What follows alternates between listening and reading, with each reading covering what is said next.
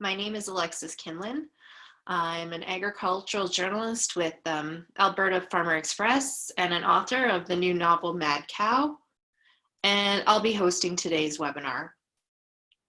The School of Public Policy at the University of Calgary is Canada's leading policy school, known for our practical research and for bringing people together to discuss the important issues with experts, which is what we are here to do today. Thank you all for joining us.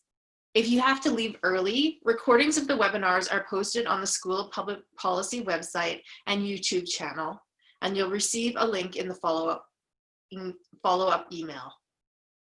The topic of today's webinar is System Approach for Efficient Policies, Lessons Learned from Antimicrobial Resistance and Health Management. Our speaker today is Dr. Guillaume Lermy, Associate Professor of Animal Health Economics at the National Veterinary School at the University of Toulouse. For our format today, our speaker will present for about 20 minutes, and then we'll open it up for an audience Q&A. Please type your questions in the Q&A box below, and we will pose them to our speaker. I'd now like to turn this presentation over to Dr. Lermy. Thanks, Alexi, for your kind introduction. Hello, everyone. I would like to present you today a perspective that one can take to advise policymakers in the design of evidence-based policy in agriculture. And what I will cover, let me share my screen so that we can start. Okay. What I will cover here may apply actually to different type of things, such as food safety or gene editing or environmental issues. But in this presentation, I will look through the lens of antibiotic use in cattle. Well, first, because it is a hot topic that occupies some of the political agenda, and also because it enables to illustrate how to approach complex problems.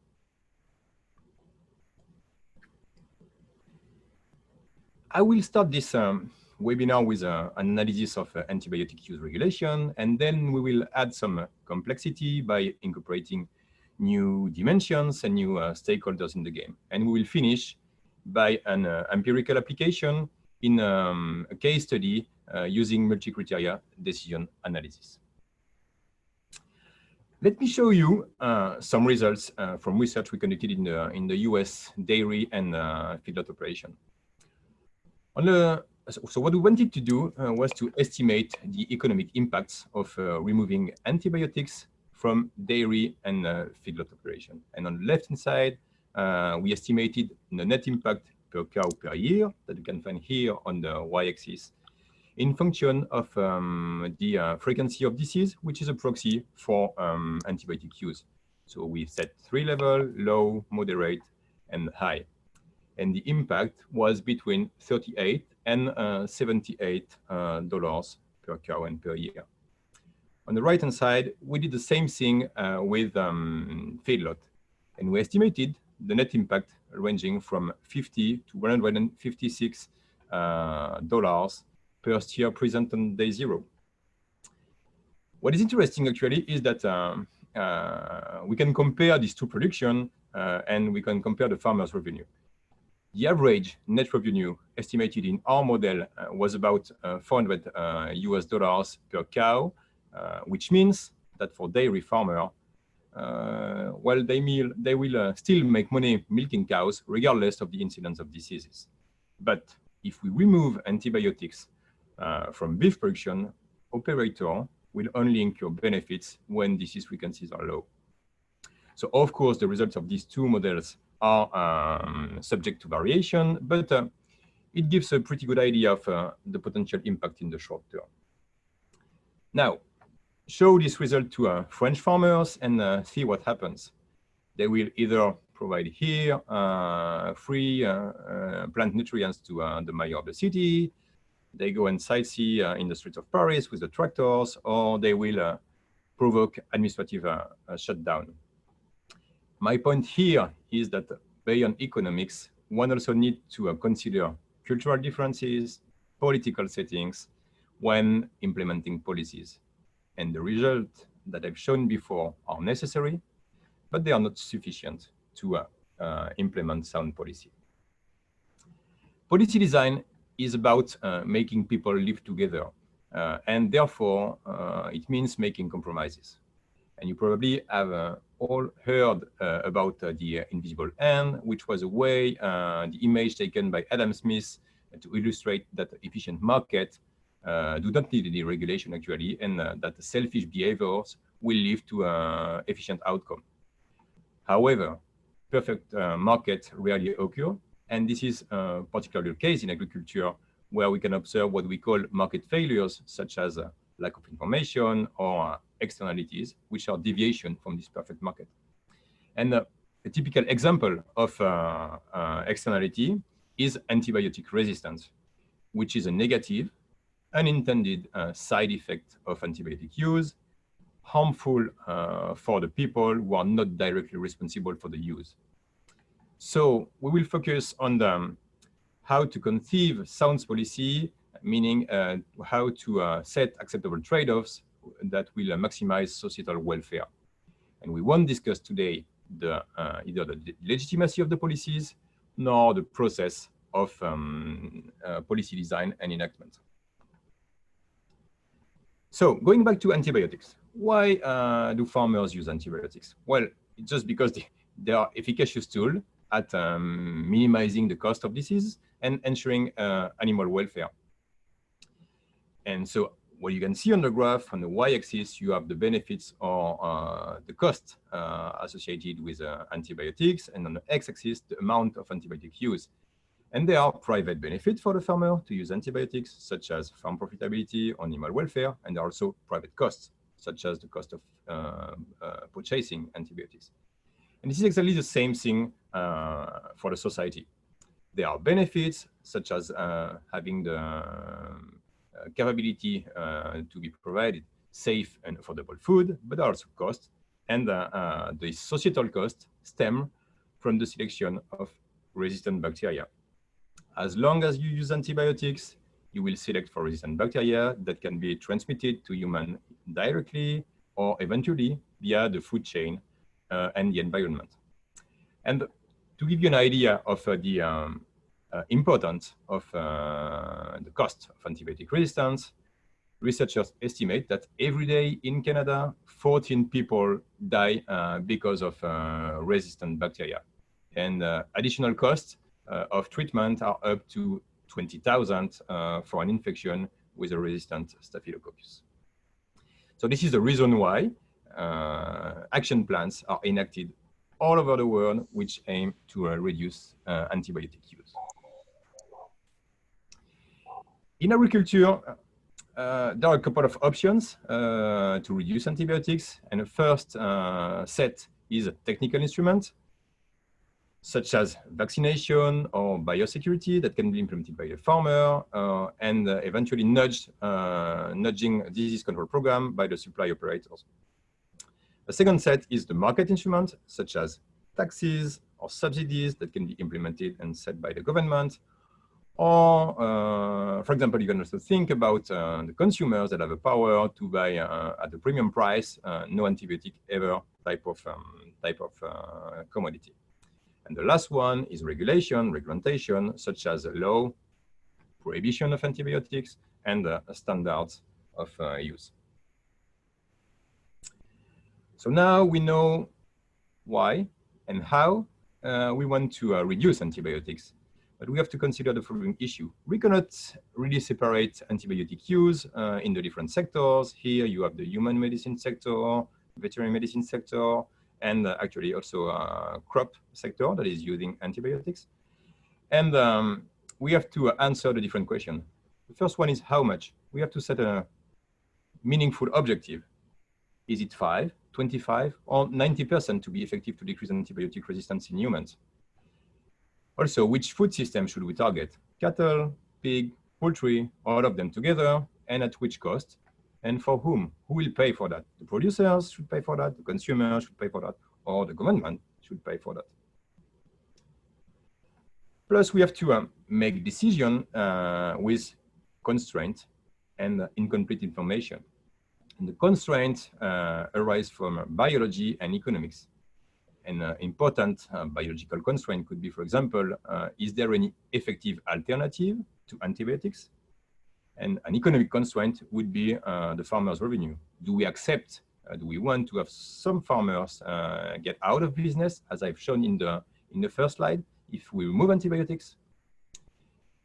For the uncertainty, the same thing, that they come from biology and economic. And a major biological uncertainty is the quantitative relationship between the antibiotic use in animals and antibiotic resistance in human.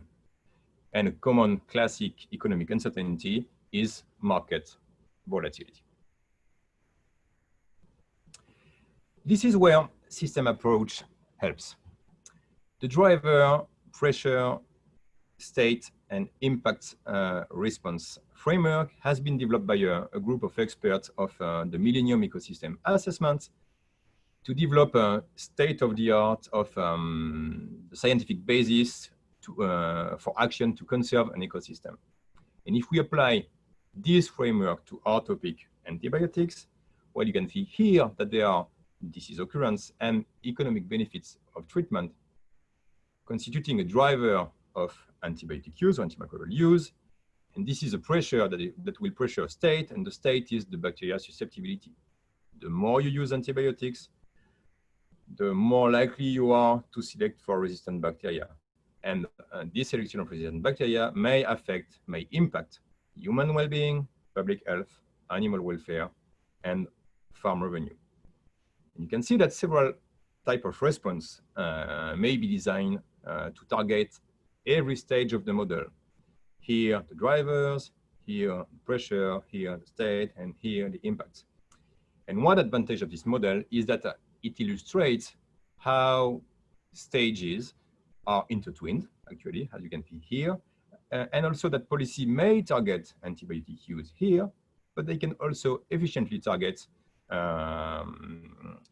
other stages of the system. We slightly transformed this framework to develop an analytic tool, and we introduced multiple dimensions. As you can see on the graph, each policy is represented by a curve, and its effects are monitored over time in the different dimensions: social, political, economic, environmental, and public health dimension. And one policy can overall either reinforce the sustainability or threaten the sustainability. And improving in one dimension doesn't mean that it will improve in all dimensions. For example, let's take the green curve here, and let's say that it corresponds to a policy of prohibition of antibiotics. As you can see here, it seems to perform poorly in the economic dimension, but it seems to perform more accurately in the environmental, public health, and social dimension, and seems to be pretty neutral in the political dimension.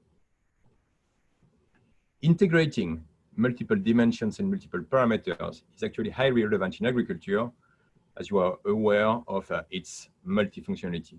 And also, society expectations regarding agriculture go finally way beyond food production. A second asset of this system approach is that it helps to understand policy resistances. And we can take the example of preconditioning program. These programs are aiming to decrease the risk that calves present diseases at entering the feedlot. And as you can see here, while these programs incur additional costs, such as management costs, feed costs, and vaccines costs, but they can also lead to benefits for the seller, because the calves can be sold at a higher sale price, but also for the supply chain by limiting antibiotic reduction. And in the end, there could be a net benefit to a precondition. As says this Canadian veterinarian, preconditioning beef calf is an economic no-brainer. And yet, what we observe is that adoption rates are quite low. So for us, the question is, why is this absorption so low, and what can we do to reduce this antibiotic use? And describing the beef supply system highlights structural bottleneck. On the left here, you have the cow-calf operations that are able to provide either low-risk calves or high-risk calves, meaning high risk to present disease in the feedlot. And then these calves go all the way to the feedlot. They are weaned, backgrounded, transported, etc. And of course, the high-risk calves will remain high risk, and the low-risk calf will either remain low risk or will become high-risk calves, generating an overconsumption of antibiotics. And we identified several factors to be considered to reduce the need of antibiotics. First, it takes individual commitment from the producers, and maybe nudging or taxing them will not work. For example, if we target hobby farmers, will they be sensitive to tax or nudging? Well, likely not, as this is not their, raising cattle is not their primary source of revenue. Second, you also need to improve the coordination between actors and the transparency throughout the system. On the one side here, you have the ranchers that actually do not want to precondition, but want to sell at a high price. And on the other side, you have the feedlot, who don't really know the status, and thus they have to use antibiotics because they don't want to take risk to have calves with disease. So they use antibiotics to as a factor of control of the risk. This is a typical situation of information asymmetry, actually, that I described here. Feedlot operator have to make sure that they buy low risk if they want to pay a premium, and they have to pass the benefits to the producer. And for this, we believe that technologies of information, such as blockchain, that will allow to pass information from the producer to the feedlot operators, will be actually an efficient tool to help this situation of information asymmetry. And lastly, we may want to improve the structure of the market here, like, for example, the existence of auction market that are probably places which are really good to concentrate disease, actually. And to do so, encouraging some alternative, other form of auctions, such as video, would certainly be relevant. I'd like to show you next an operational approach grounded in system thinking, and we are currently working on to build an evidence-based policy. It is based on 4 principles. The first one is integrate multiple and heterogeneous information, and the second is navigate with uncertain information. And for that, you need to pick meaningful indicators that you are able to adjust over time. Third, you need to adopt a participatory approach and include stakeholders that were previously mapped in your approach. And fourth, you need to spatialize the policies, which in our purpose also means to have a sector approach.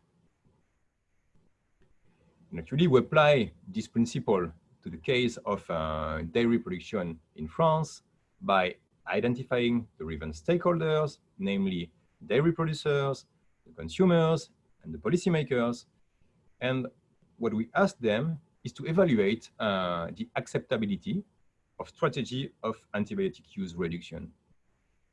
And the strategy or the policies were prohibition, limiting antibiotics to curative use only, subsidizing a 25% reduction of antibiotic use, and we compare that to a business as usual scenario.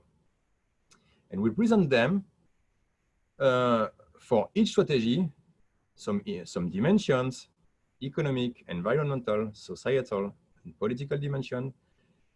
And we present them how some indicators vary in each of these dimensions. So for example, in economic dimension, this is the production cost and the commodity prices. In the environmental dimension, this is the quantity of antibiotics that are used, and the exposure of humans to antibiotic resistance. In the societal dimension, this is animal welfare, and in the political dimension, this is the strength of the policy framework and the policy investment in the domain. And what we wanted to do is that we wanted to learn the preference of the stakeholders and ask them to weigh each dimension and each indicator for the strategies. And to do so, we gave them a list of value for each indicators in each strategy. For example, the production cost or the milk prices that we estimating using literature review or that we fed thanks to the model that we built before.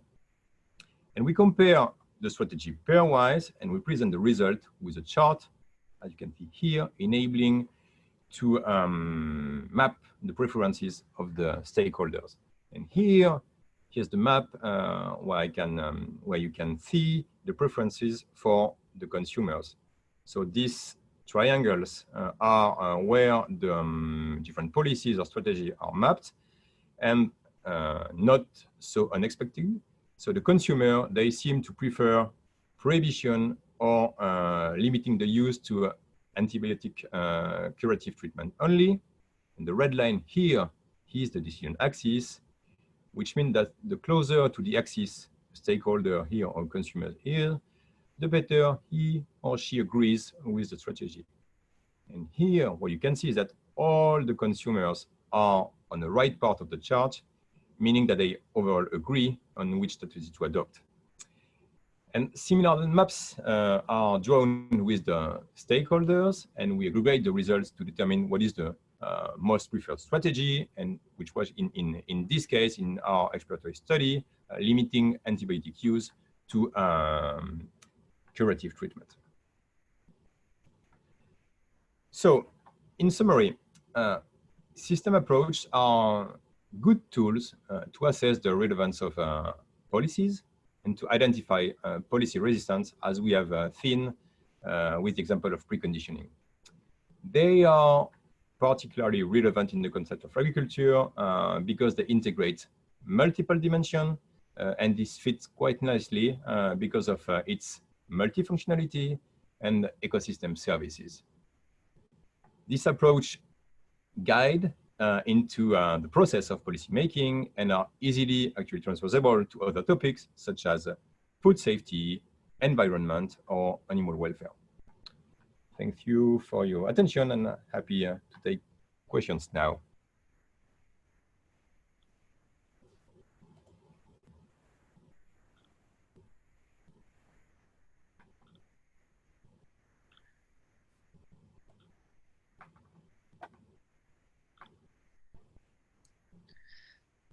Thank you very much, Guillaume. So yes, we invite you to type your questions in the chat question box below. We do have some questions prepared as well, but we do have one question so far from the audience. Given that, and this is from just an anonymous question, given that antibiotic resistance is on the rise, this issue seems quite urgent, but solving the problem doesn't seem to have the same urgency in governments. What can be done to move this along quickly? Well, I think that actually this is, so as I'm aware, of course there are differences between the different countries, but as I'm aware of what happens in Canada, actually there is an action plan that will be set really soon. So if it's not, it will be in the course of the summer. And I think that actually policymakers treat this concern with great interest. There are some regular meetings every year, every semesters, and I think that people feel concerned. I also guess that it's always in the political agenda in competitions with other things. And for example, right now, this COVID-19, it takes all the light. And I think that more or less everything is a bit lower compared to this issue. Doesn't mean that it's not important, because as I said, In Canada, this is 14 people every day that are dying from antibiotic resistance. I don't know how many are dying from the COVID, but actually this is nothing at all. Yes, I have another question here. Thank you for this seminar. How would your experiences gained in private sector help us move the antimicrobial resistance action and discussion forward with the government? Okay, so in some sense, this the private sector is covers more than one thing. So is the private sector let's say industry, or the private sector agriculture, because everything is a bit private sector. So I will maybe pick two examples and say that I believe that from the agri-food and pharmaceutical company side, actually they are quite proactive to move this along, as long as they are. So for a farm company, they can develop some alternatives to antibiotics. And from agri-food, if you see how retailers are active to try to provide, so of course this is commercial, but to try to provide safe food and at least the perception of safety and security for the consumer, I think they are quite active. If you can, I just want to bring it this McDonald's commitment to provide, and it's true in beef and it's true in every other actually meat provision. They want to provide the consumer with more or less labeled food that can cover sustainability in its, let's say, global warming part, but also in this public health part. So I think they are actually quite active in that. The speaker, like the person who asked that question, has another clarification on their question. They were just also curious about the industry that produces antibiotics or antimicrobials, and how I guess that those experiences that you've gathered, how does that move the discussion forward with the industry? Okay. I hope that's how I'm understanding the question. Yeah. At least it helps, because now I know which industry I can talk about. Yeah. So I think that for them, So what we do help them to understand that everybody has to look forward, and that we need to think about strategies that are sustainable for everyone. And antibiotics are, in some sense, still quite important in the portfolio of the pharmaceutical companies, even if they develop alternatives. So they have to, what we propose is to make some sort of balance, saying that we don't want brutal regulation or prohibition, because it will be difficult to bear for the producers, but also for other parts of the system, such as the farm industry and agri-food, because actually the system was set in this framework that antibiotics were efficacious tool without so far any better alternative. Otherwise, people will use this better alternative. Of course, I think people are not completely fool. And so people have to understand that there will be some sort of balance between all these intertwined parts, from the producer, from the rancher, to the consumer. And it goes by all the way by the extension, the veterinarians, all the people that are in, I would say, animal health sector. Mm-hmm. So the next question, the speaker thanks you for your presentation. In your presentation, you said that policy is made up of compromises.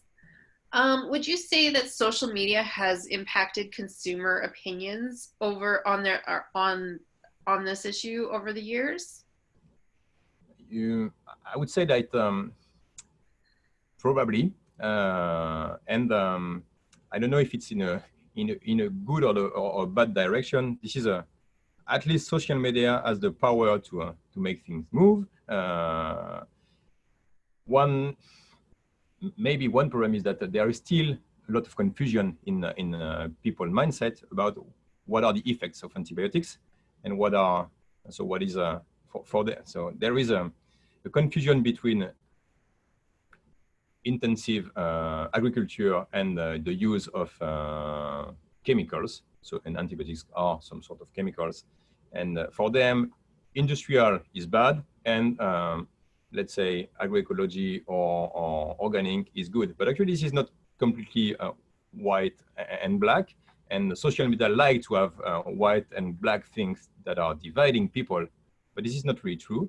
And as far as I'm aware, in the US, there was a survey, and 40% of the people surveyed didn't know that antibiotics were not helpful to cure viral diseases. So we still have a long way to go to teach people how antibiotics are used, in which purpose, and what are also finally the benefits that we have to use antibiotics, because it's actually a good tool to to limit damages due to diseases, and so in a way that it's a tool to help sustainable intensification of agriculture. So that actually came in, that actually, what you just said actually breaches into a question that I had while I was listening to your presentation and just listening to your commentary. So what kind of perception, and this might just seem out of left field, but I'm going to ask anyway. So what kind of perception, like, do you think that COVID-19 itself is going to have an effect on, the kind of research we're doing about antibiotics and the perception of antibiotics? Like, are people, people are thinking about diseases and pandemics and the way diseases are caused. So do you think like that's going to have an impact on how people think about antibiotic use? In some sense, all this so COVID-19 and antibiotic resistance and also climate change have common roots in terms of challenges, because they are global challenges, and this is global problem. So some are more or less diffuse. So COVID is really diffuse because it's a pandemic, and global climate change and global warming is also really diffuse. And what we can do as action as individuals, it's difficult to see where it will lead. It might be a bit different with antibiotic use and antibiotic resistance because the system are maybe more closed. I'm not really sure that there will be direct relationship between what people think about antibiotic and antibiotic use in animals and COVID-19, but probably there will be some differences in terms of vaccination coverage. Yeah. Because you know that, for example, measles, there was low vaccination coverage, and maybe it will actually, COVID-19 will change something because people will be aware, or at least are aware now, what are the problems where there is no any vaccine coverage in a population. Yeah. So one of the other questions, can you comment on how you think we can transform the ideas presented in your presentation into reality? Yeah, sure. Actually, this is so the last example I've shown you is reality. So because this was so in France, the example with dairy production, this was real farmers that we interviewed. This was real policymakers. We interviewed people from the Ministry of Agriculture.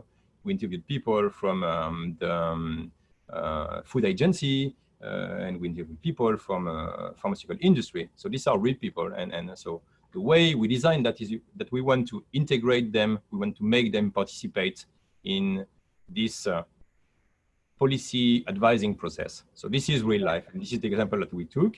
But actually, there are also I can bring here another example. We had also participatory approach that we developed with researchers and extension specialists from Texas A&M University, and where we contacted farm workers and people to bring this question of antibiotic reduction.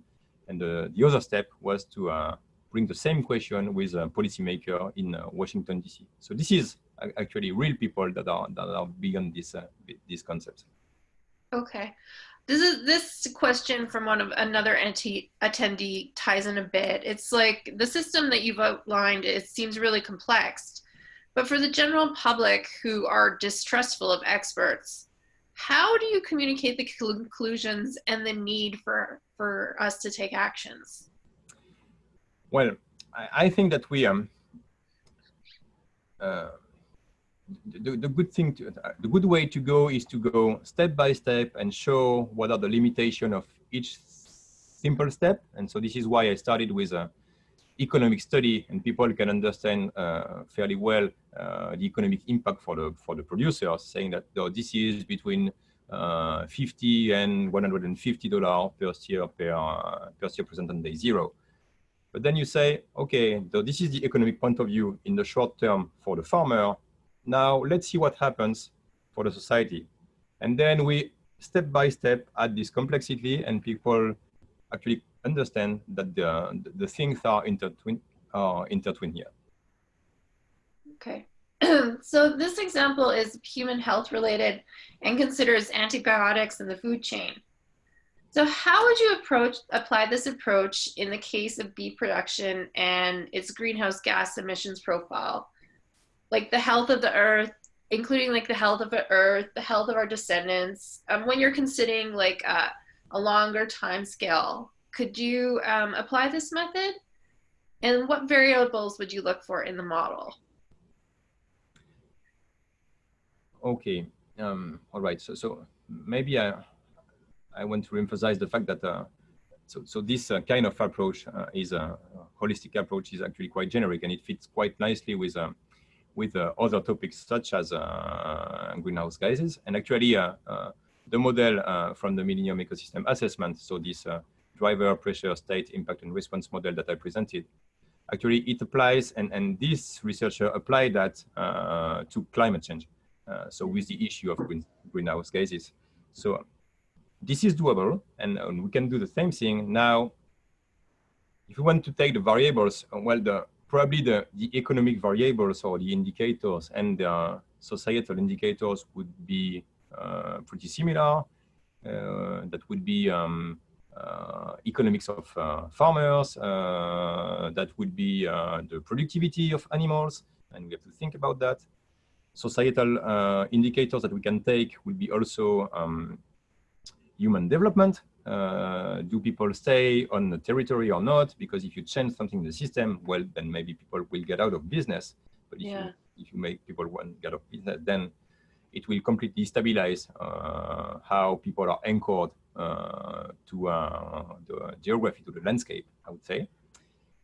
Then from the for the environmental indicators, well, I think, of course, we can take greenhouse gases emissions, but maybe we can also take other emissions or inputs because they are quite relevant. For example, blue water consumption, or nitrogen emissions. I think that might be relevant, and say that if we want to think this sustainable intensification of agriculture, we cannot only focus on one indicator, but we have to take more than one together, because this is always a balance. I mean, if you want to produce something, you need more than one input, and you will have more than one output. So that would be the thing. And so maybe I just take the ball for the first part of the question that was linked with time frame. Yeah. Well, it's true that at least in the mind of people, climate change is not for now, and antibiotic resistance is, but I'm not really convinced about that. Actually, we can already see changes due to anthropic emissions of greenhouse gases. Then the question is how we can limit that. And of course, we have all cognitive biases, so which is by definition a problem of each individual. And one major cognitive bias for climate change is the fact that